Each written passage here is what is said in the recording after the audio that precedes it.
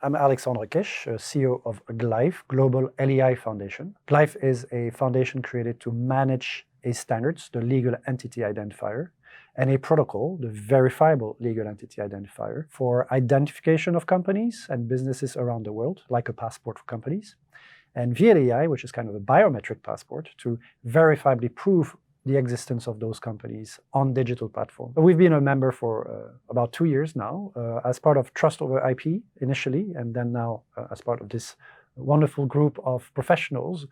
And the benefits of being part of this group is meet like-minded people around topics that are close to our heart, which is organizational identity or decentralized identity and verifiable credentials, and be able to exchange ideas, see what the others are doing, and work on interoperability solutions as well. And the second is also to be able to demonstrate the value of what we build and bring on more people into building it together.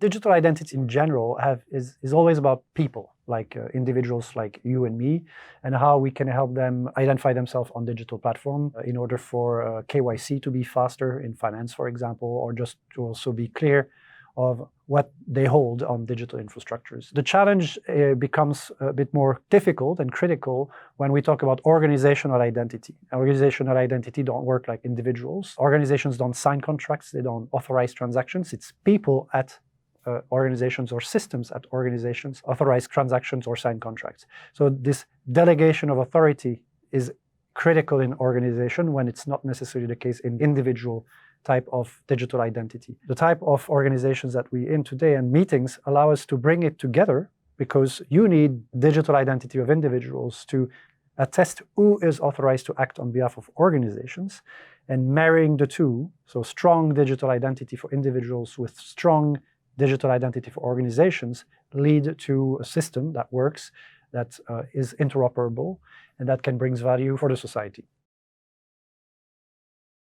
I don't think there will be one way of doing things. There will always be multiple protocols for multiple use cases, and that's fine. That's just life. So our objective is really to ensure that the right protocol is used for the right use cases, and individual digital identity like protocols like W3C for examples are very strong for digital identity for people.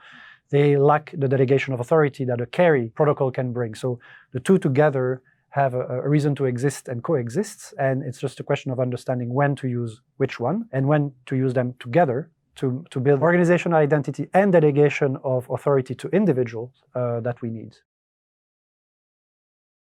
Anything that is built in isolation, not in the open, are proprietary and commercial by nature. And we are in a decentralized world now where you need to be open. You cannot believe that your commercial proprietary offering, it's not working this way anymore. People don't want to be locked into one solution anymore. They don't want to be locked into one provider of service anymore. They want protocol, they want open standards to be able to interoperate between various solution providers and service providers, and to be able to switch from different service providers to different solutions as smoothly as possible. Coming to those conversations, contributing to those open standards leads to having your requirements as users included into those open standards, and later being able to use those open standards wherever you are and whatever solution provider you have.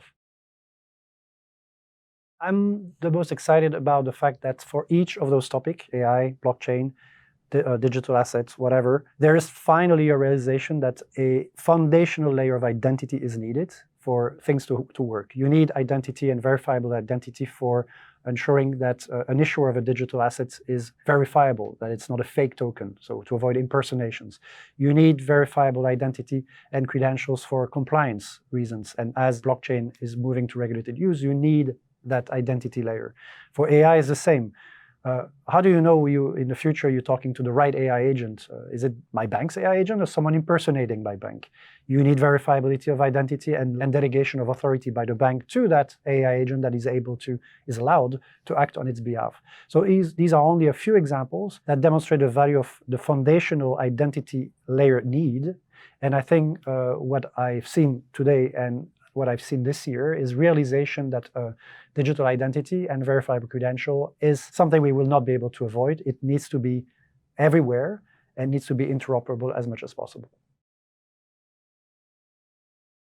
That's clearly one of the good thing about coming here as well, is to see what people are building for the future, not only for today. I was interested in the presentation just now about how do you make a governance framework verifiable, ensuring that the governance framework is being followed by the various components of that governance framework in an automated and cryptographic way.